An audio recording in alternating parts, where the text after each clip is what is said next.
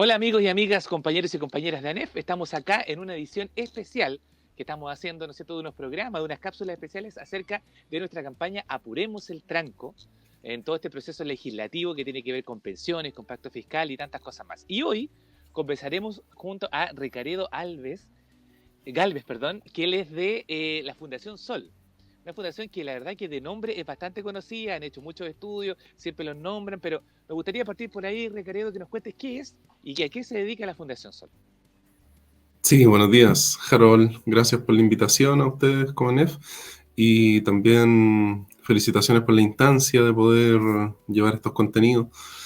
Brevemente les puedo contar que la Fundación es una institución que lleva ya aproximadamente 17 años de trabajo continuo, principalmente enfocado al mundo de la y los trabajadores en términos de poder aportar con estudios que permitan conocer cuál es la realidad de la calidad del empleo, de los salarios, de las condiciones materiales en las cuales viven la y los trabajadores en nuestro país desde una perspectiva crítica, es decir, desde una mirada en la cual lo que se busca es una transformación profunda, estructural, que esté motivada y guiada principalmente desde el mundo del trabajo. Para eso realizamos muchas actividades. Unas son los estudios que acabo de comentar, otras son proyectos de investigación y acción que hacemos con organizaciones sindicales donde buscamos potenciar y fortalecerles. De esa manera nos hemos logrado sostener totalmente en la autonomía durante estos años, es decir, no dependemos de ninguna otra institución, no dependemos de empresas ni de un financiamiento fijo. Todo el financiamiento se va autogestionando a medida que vamos desarrollando distintas actividades y las fuentes de financiamiento son bastante diversas. Tampoco hay un directorio externo, todo se gestiona por los propios miembros del equipo, los cuales son hombres y mujeres de distintas edades y de distintas profesiones, muy vinculadas a las ciencias sociales, economía, antropología, sociología, ciencia política, administración pública, entre otros, historiadores también. Entonces, eso nos ha permitido tener tanto esta vinculación con los medios de comunicación a través de nuestras investigaciones, como poder desarrollar también una vinculación con la academia. Al día a esta fecha nosotros ya podemos decir que estamos trabajando con nuestro aporte tanto en la Universidad de Chile, en la Facultad de Ciencias Sociales, como también en la Universidad de Santiago, en la Facultad de Ciencias Médicas, de manera constante, aportando con nuestro enfoque y también nutriéndonos de los demás elementos críticos que en esos lugares se están desarrollando. Así que eso podría comentar y dejar la invitación a que quienes quieran informarse y acceder a nuestros estudios, que son libres, gratuitos para poder revisar, vayan a nuestra página web, la fundacionsol.cl, o que visiten nuestras redes sociales donde diariamente estamos actualizando contenido en relación a los debates de la coyuntura. Y al final del espacio también la vamos a dedicar para que también puedan dar sus redes sociales y todo, porque también a Ya. nosotros nos importa mucho apoyar también proyectos que tengan una visión más alternativa, ¿no? Porque entiendo que la Fundación Sol va en esa parada, ¿no? En romper este cerco tan tradicional de las clásicas fundaciones que en el fondo defienden el poder, pues, digamos las cosas como son, ¿verdad? Correcto. Esa es la idea, como tú bien lo has dicho, correr el cerco y poder colocar temas que le interesan a la y los trabajadores, a las familias de la clase trabajadora en el debate. Eso. Bueno, entremos en materia. La idea es que podamos conversar quizás acerca de dos temas, creo yo, que son uno, el tema de pensiones y otro debe ser, yo creo que la reforma tributaria, que de una u otra forma van vinculadas, ¿no? Partamos por las pensiones. ¿Cuál es la visión que tienen ustedes acerca de cómo va este tema y por qué? ¿Qué hacemos? ¿Qué hacemos? Porque la verdad que siempre algunos creen en el reparto, otros creen en que siga el tema de la AFP. ¿Cuál es el camino? Bueno, quizás desde nuestro punto de vista ayuda bastante para pensar en cuál es el camino, tener la claridad de la situación actual. Y en ese sentido estamos en una situación que es totalmente catastrófica desde nuestra perspectiva. ¿Por qué? Porque los montos que hoy día el sistema de AFP paga en términos de pensiones son montos que no alcanzan para vivir. Si nos concentramos en los resultados resultados que ha tenido el sistema este último año completo, que fue el 2023, lo que podemos deducir es que el 50% de las personas que han estado recibiendo sus pensiones están recibiendo montos que no alcanzan a superar siquiera el 80% del sueldo mínimo. Estamos hablando de la fecha de diciembre del 2023. Estamos hablando de alrededor de 343.000 pesos o menos que recibe la gran mayoría de las personas que están hoy día pensionándose. Esto, si nosotros aislamos el componente de la PGU, es decir, si vemos solo el resultado de las cotizaciones de las personas junto con la rentabilidad que generan la AFP, llegamos a que el monto que recibe la mitad está de los jubilados está entre los 185.000 pesos o menos, ya, lo cual a primeras luces nos demuestra la situación urgente que es necesario de remediar, que tiene que ver con que los montos de las pensiones que se están pagando en nuestro país son imposibles de relacionar con los costos de la vida, en la vejez sobre todo. Por otro lado, esto siempre tiene una cara más dramática aún, a pesar de lo dramático que ya es, y en este caso esa cara está en el lado de las mujeres, quienes reciben pensiones que son todavía mucho más bajas. Si no consideramos la PGU, el 50% de las mujeres que estuvieron recibiendo pensión en el 2023 llega a un monto que ronda los 151.000 pesos. ¿Ya? Entonces, como vemos, es todavía mucho más bajo. A veces hay quienes también plantean que el problema es que las personas cotizan pocos años. ¿Qué pasaría si vemos una cantidad de años cotizados que sea más o menos exigente, casi una carrera completa, con pocas lagunas? Algo así como personas que cotizaron entre 30 y 35 años, los montos de pensiones que están obteniendo esas personas rondan, por lo menos para la mitad de ellas, los 421.000 pesos, ¿ya? Entonces, eso también es un monto que se encuentra, sobre todo para el caso de las mujeres, que a quienes corresponde el dato, es un monto que se encuentra en niveles bastante bajos para quienes cotizaron casi toda una carrera. Entonces, eso nos va demostrando que el problema hasta el momento tiene mucho que ver con que las pensiones que se pagan en Chile no alcanzan para vivir en Chile. Ese ya es un primer dato de la realidad. Pero ¿qué pasa con los futuros y futuras pensionadas? La situación todavía puede ser más dramática.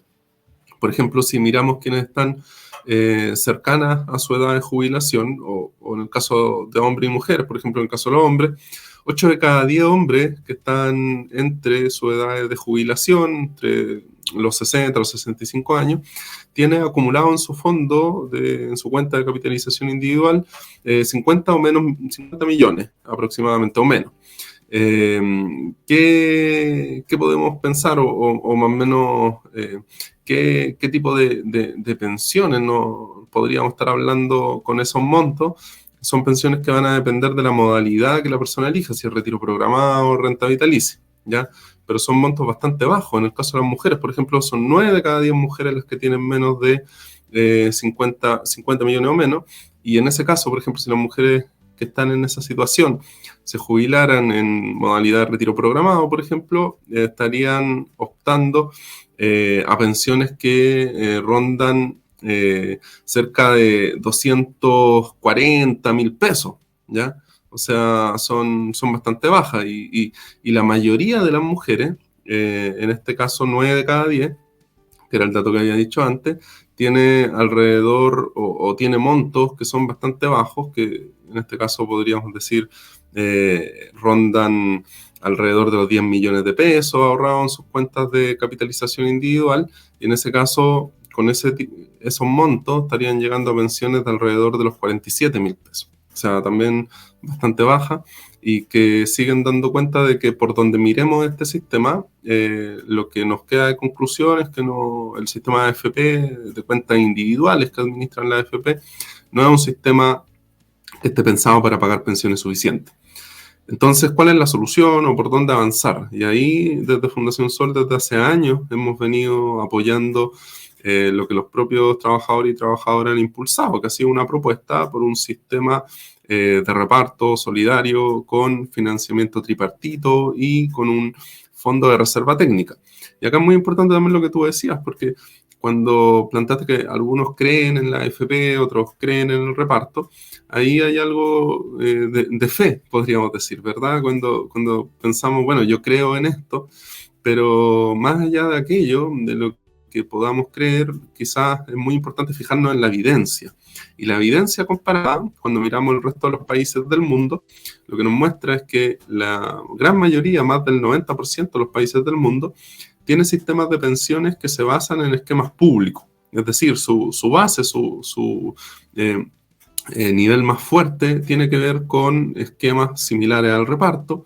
En la gran mayoría eso es lo que tienen como sostén de su sistema de pensiones y es lo que permite financiar un beneficio definido. Es decir, que las personas sepan cuál es el monto de pensión que van a recibir según una cantidad de años cotizados y según los montos que han aportado.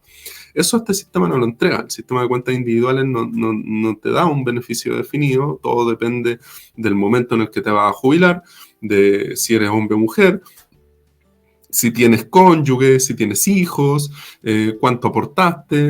Entonces son una serie de factores que hacen prácticamente imposible predecir con total exactitud y garantizar, que es lo más importante, a las personas. O sea, nosotros por el lado de las predicciones de los montos hemos avanzado, hemos logrado comprender y para eso hemos publicado estudios donde planteamos según cuánto ahorro y algunos perfiles qué montos de pensión van a tener las personas. Pero garantizar que se va a hacer el monto es algo que la industria no puede hacer.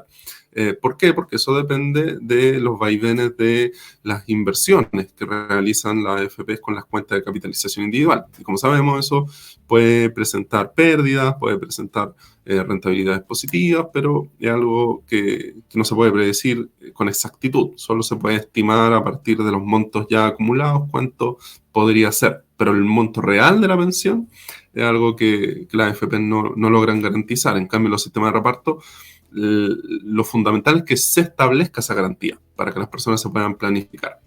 Y en nuestro país, aterrizando en nuestro caso, creemos que es totalmente viable y así lo hemos modelado, lo hemos proyectado, está en la página web también, lo impulsó la Coordinadora de Trabajadores No Más AFP y nosotros lo revisamos en términos técnicos. También lo han revisado una serie de otros expertos para poder ver que un sistema de reparto es viable y que en gran medida lograría generar un sistema de beneficio definido. Hoy la reforma que se está discutiendo en nuestro país está lejos de eso. Ya eso es importante. La reforma que se propone, si bien está en un momento de pausa, podríamos decir, es poco lo que avanza. El último avance que ha sido de público conocimiento tiene que ver bastante con el comité de expertos que se convocó y que planteó que tenía acuerdo en algunos puntos de la reforma que proponía el gobierno y en otros estaba en desacuerdo. Por ejemplo, en la universalización de la pensión garantizada universal o en llevarla a 250.000 pesos, no estaba totalmente de acuerdo ese comité, pero por otro lado sí estaba de acuerdo en el incremento de la cotización en 6 puntos porcentuales para llevarla desde el 10% actual a un 16%. Es importante ahí, por ejemplo, comprender de que dentro de esa reforma que plantea el gobierno, la solidaridad, el reparto o lo que nos puede permitir mejorar el actual y futuro sistema previsional es un espacio bastante acotado. El 10% de cotización seguiría estando orientado a cuentas individuales. Según lo que ha dicho el gobierno, buscarían que hubiese una división de la industria, que no siguiesen siendo la AFP tal cual, pero eso el panel de expertos también no estuvo a favor. Entonces hay que ver cuánto de eso el gobierno va a tomar en cuenta para continuar terminando la reforma, pero al mismo tiempo esas señales del panel van a influir en el Congreso. El Senado ya ha dicho que va a tomar en cuenta varias de esas cosas para modificar la reforma. Entonces, teniendo en cuenta que estamos en un periodo de elecciones municipales, que se vienen las elecciones presidenciales, se ve bastante difícil que se llegue a acuerdo. Y lo más relevante es que se ve difícil que se llegue a los acuerdos que son necesarios para mejorar sustancialmente las actuales y futuras pensiones. Eso probablemente es lo más preocupante. Pareciera que acá no vamos a lograr avanzar a un sistema realmente de beneficio definido, que garantice, por lo que se está discutiendo, que garantice montos de pensiones, sino que vamos a probablemente a avanzar en un esquema que tenga componentes fuertes y más importantes de capitalización individual y de cuenta individual, más que de solidaridad. Y eso, al final del día, tenemos que entender que no es solo por un capricho o porque la solidaridad suene como algo más colectivo, sino que es lo que en términos técnicos y prácticos realmente permite financiar mejores pensiones. O sea, el aporte de empleadores, del Estado, de los trabajadores, orientado en el objetivo de financiar una tasa de reemplazo garantizada, es lo que realmente ha funcionado en la mayoría de los países para que los montos de las pensiones no sean bajos o no sean tan bajos en una caída que se produzca desde tu salario hasta tu pensión, sino que sean montos que permitan realmente tener autonomía en la etapa de la vejez, que es lo más peligroso, que las personas no puedan, con sus propios ingresos, en este caso de pensiones, sostenerse en esa etapa. Muy, muy interesante lo que nos dice, porque estamos hablando de nuestra vejez. Yo, por ejemplo, nosotros ya tengo 40 años, imagínate, nos quedan ¿cuánto? 25 años de trabajo a mi generación, a las personas que son mayores que nosotros menos. Oye, ¿qué pasa con el tema de la AFP estatal? ¿Qué quedó eso?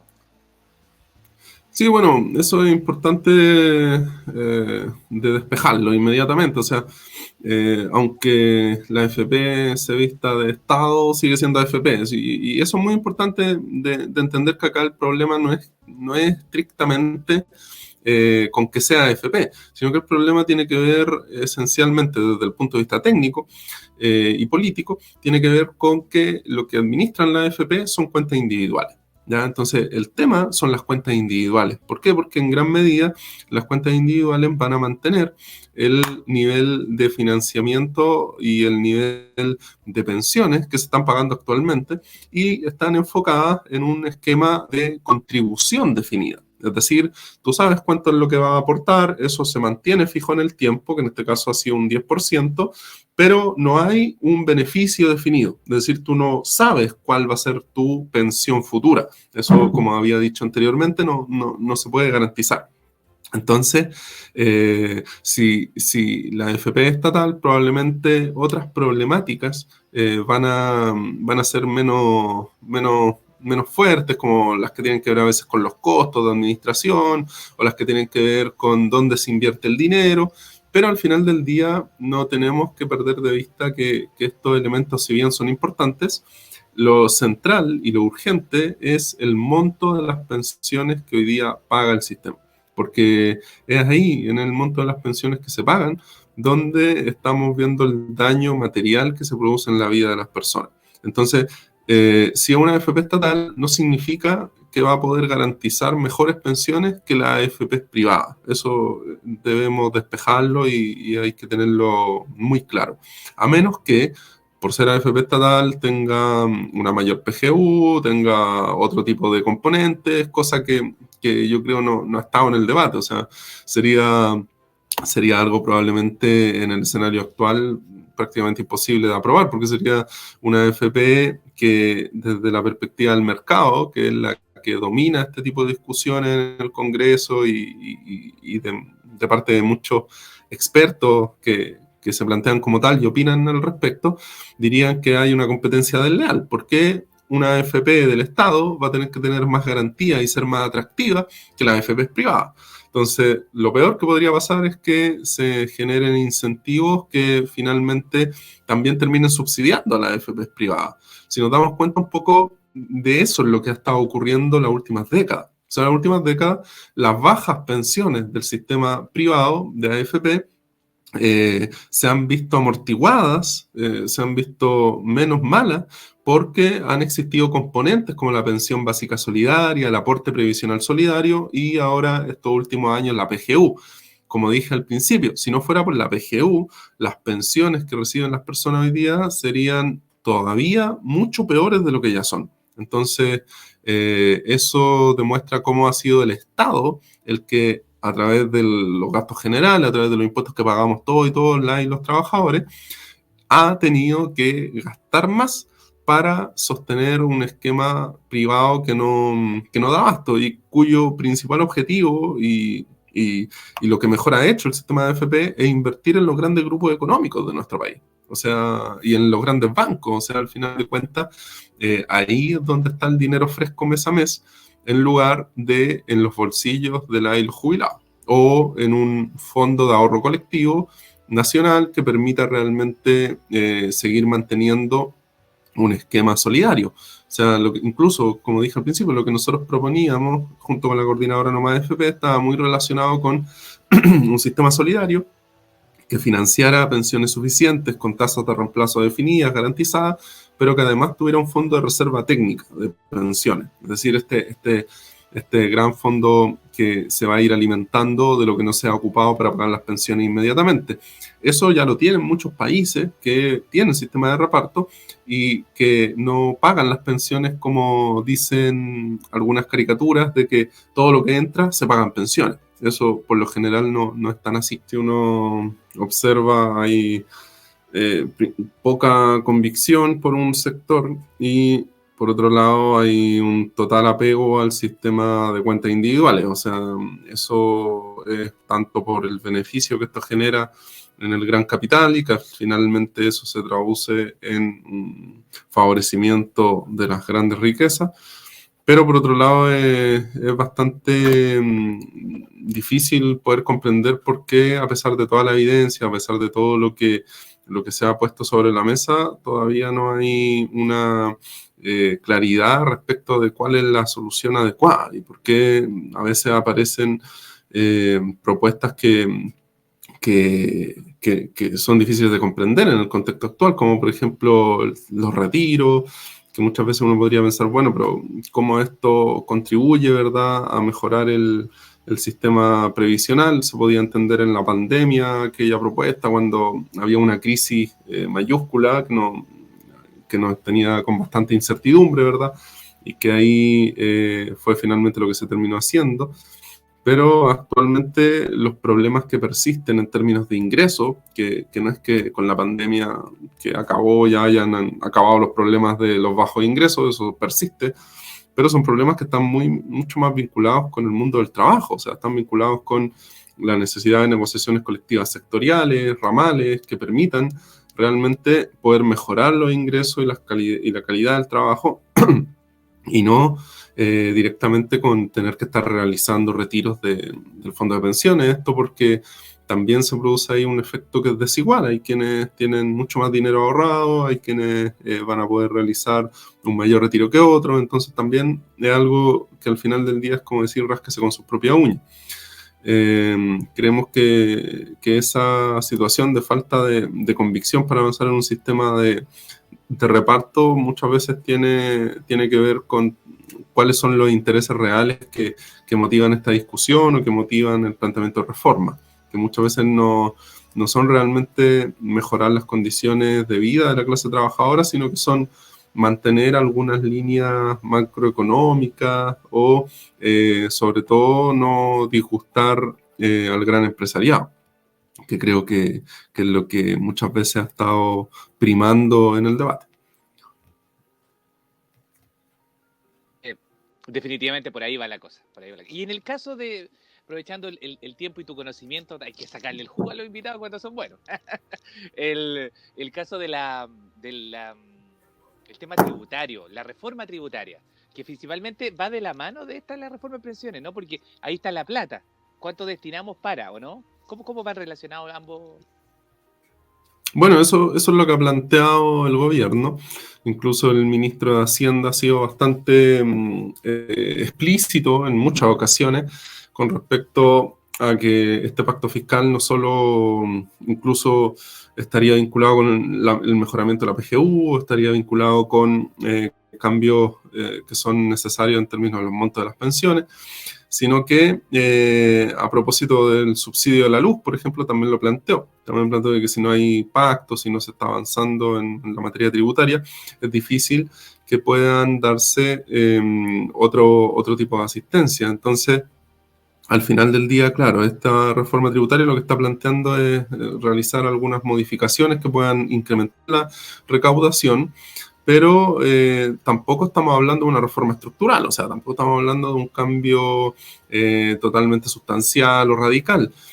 Muchas veces podemos comprender la resistencia a realizar estos cambios por parte del gran empresariado y por parte de los bloques de oposición actualmente, sobre todo en que esto puede tocar el bolsillo de quienes tienen más alto ingreso y de algunas grandes compañías. Entonces, en cierta medida, si uno va observando el discurso de esos sectores, son sectores que resultan ser bastante conservadores, es decir, no quieren que se hagan cambios, aunque sean cambios pequeños, aunque sean cambios que realmente no van a mover 100% la aguja, pero no quieren que nada se cambie. Y eso es muy de nuestra clase eh, eh, política, como se le ha llamado, pero sobre todo de lo que tiene que ver más con quienes están en una situación de poder económico. Entonces, hoy día esta reforma realmente es poco lo que podemos decir que haya avanzado en términos sustanciales. Probablemente, incluso si pensamos cuál era el objetivo inicial del gobierno, este se ha ido transformando en el tiempo. Eso demuestra que en gran medida el gobierno ha ido cediendo en parte a esta crítica o a esta observación al respecto de la reforma tributaria para poder hacer una reforma que le agrade al mundo empresarial, pero tenemos que tener en cuenta que eso posiblemente va a contrapelo de otras mejoras. Tenemos que entender también de que es importante que en un país como el nuestro, donde hay una recaudación que también es bastante regresiva, o sea, hoy día, si nosotros pensamos de la gran masa de recaudación tributaria, una gran parte corresponde al impuesto al valor agregado, es decir, a lo que pagamos y los trabajadores al momento de consumir, que es el IVA, y que en gran medida eso se da porque los sectores de alta renta o las grandes empresas es poco lo que aportan al respecto. O sea, un par de años recién se pudo apreciar de que por términos de impuesto a la renta u otros impuestos, levemente se estaba superando la recaudación en comparación con el IVA. Pero tradicionalmente lo que ha ocurrido es que este componente es uno de los más importantes, es decir, el propio consumo de y los trabajadores, el que en gran medida financia lo que tiene que ver con la recaudación de impuestos. ¿Y eso por qué es regresivo?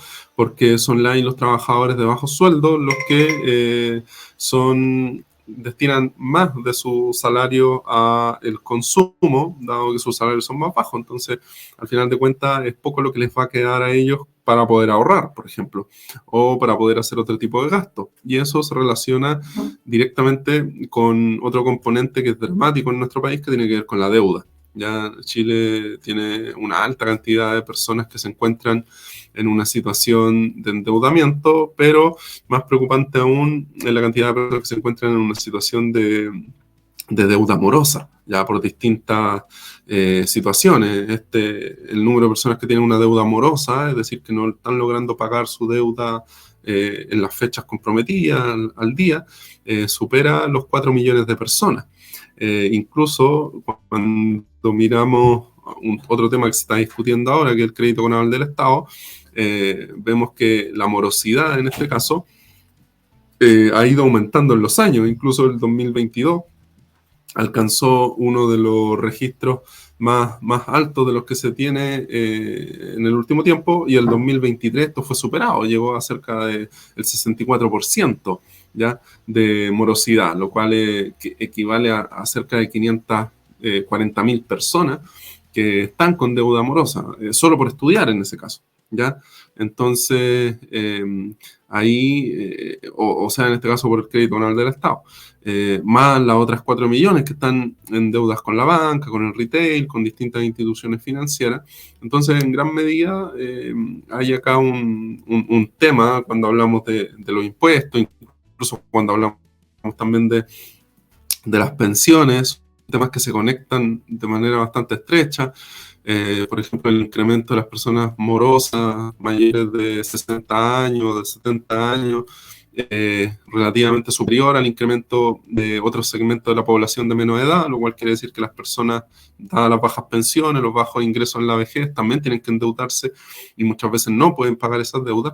Entonces, estos elementos forman parte de cosas que probablemente estuvieron en el centro de las movilizaciones del 2019 y años anteriores. No olvidemos que Chile, por lo menos desde los 2000 o desde los 90, incluso el retorno a la democracia, ha sido un país que ha tenido movilizaciones de grupos de trabajadores, de pobladores, de estudiantes, por distintas causas. En el 2019 probablemente todas estas convergieron y probablemente las soluciones que se plantearon no fueron ninguna estructural. Entonces es difícil decir que lo que motivó esas movilizaciones se resolvió. Bastante importante tener eso en la mesa. Significa que es importante al mismo tiempo poder plantear cambios que sean estructurales, que de una vez resuelvan los problemas que se han colocado en la mesa. El mismo Clotario Bles, uno de los fundadores de la ANEF, ¿verdad? Eso es lo que planteaba, que eran importantes las luchas por el salario, eran importantes los cambios en el trabajo, pero las luchas por las que no había que desistir son los cambios estructurales. Y en este caso eso se vuelve necesario y urgente dada la situación que comentábamos anteriormente. Y pensar también que, bueno, Clotario vivió en el otro Chile, ¿no? En el Chile antes de, todos sabemos que antes de la dictadura, entonces era otro Chile donde obviamente era un país más pobre quizás, más chico, pero me da la impresión de que había una cosa más igualitaria, de todos los sectores había un acuerdo de que había que, ¿no es cierto?, remar hacia un lado. Post dictadura, todo es individual. Me importa a mí, me rasco yo, como dijiste tú, y el resto no me importa. Yo creo que por ahí va un tema que tiene que ver más con un pensamiento, con una filosofía del individualismo exacerbado. Finalmente la FP es eso, ¿no? El Claro, individualismo por sobre lo colectivo. Sí, yo solo complementaría lo que tú dices con que esa visión colectiva está mucho más arraigada en el mundo del trabajo. No es que fueran las autoridades, no es que fuera el gobierno. Muchas veces pensamos que las sociedades se organizan a partir de lo que dicen sus gobernantes o de lo que dicen quienes dominan el poder económico. Y creo que en realidad las sociedades, cuando uno observa con detalle la historia, se van organizando en función de lo que su clase trabajadora es capaz de potenciar en un momento determinado, porque eso empuja a los gobernantes, empuja a los poderes económicos a que tengan que asumir ciertas posiciones.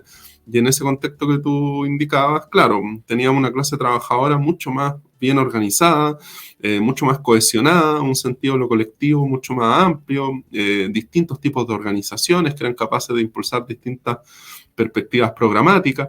Entonces yo creo que eso es lo que finalmente ayudó a estructurar esa mirada más colectiva. Es decir, hoy día la oportunidad sigue estando ahí desde el mundo del trabajo, desde ahí los trabajadores, de establecer redes solidarias, de establecer mecanismos y propuestas que realmente sean transgresoras de lo que pareciera lo único posible. Entonces, esa creo yo es una de las grandes motivaciones que no hay que perder de vista. Ricardo, ha sido un agrado haber estado contigo. Ojalá podamos tenerte en otros espacios de la radio. Ojalá tenerte en los estudios también. Me parece súper interesante. Podemos conversar de varios de estos temas, ¿eh? Y un poco también de filosofía, pienso yo, de ir más en la profundidad, ¿cierto? Podría ser más. Sí, pues, sí, eso siempre es importante. Mándele un saludo a todos los compañeros y compañeras que lo están viendo y, por supuesto, redes sociales para que la gente pueda verlos, leer sus textos, cómo se contacta con ustedes. Cuéntale un poquito. Sí, bueno, nuevamente agradecer el espacio que abre ANEF, felicitar también su iniciativa con esta radio y dejar a todas y todos quienes nos escuchan invitadas para que puedan visitar la página web de la Fundación, www.fundacionsol.cl. También tenemos redes sociales que nos pueden buscar como Fundación Sol en Twitter o X, que se llama ahora, en Instagram, en Facebook, y también hace poco ya hemos empezado a subir contenido audiovisual en la plataforma TikTok para que los más pequeños y pequeñas o también adultos que utilicen la plataforma nos puedan seguir ahí, puedan ver nuestros videos breves donde explicamos algunos conceptos de manera sencilla. Así que esa es la invitación. También tenemos un canal de YouTube donde vamos subiendo nuestras intervenciones, que igual le invitamos a revisar. Y saludamos también todos los comentarios o todas las interrogantes que tengan y nos puedan hacer llegar a nuestro correo, que es contacto@fundacionsol.cl. Así que por esos distintos canales quedamos muy atentos y atentas para poder apoyar. También les invitamos a mantenerse en contacto porque hemos comenzado ya desde hace un mes una escuela sindical que va a ser permanente, rotativa, con ciclos bimensuales, que es la Escuela Sindical Valentina Doníez, donde vamos a ir trabajando distintos temas como los que comentamos hoy día, clase a clase, orientado principalmente para la acción sindical. Así que quienes quieran conocer antecedentes de todo, nos pueden contactar. Excelente, pues. Ricardo Gálvez, muchas gracias por haber estado con nosotros y por supuesto con ustedes nos vamos a seguir viendo acá en estos especiales acerca de nuestra campaña que se llama Apuremos el Tranco. Que estén muy bien. Muchas gracias. Gracias.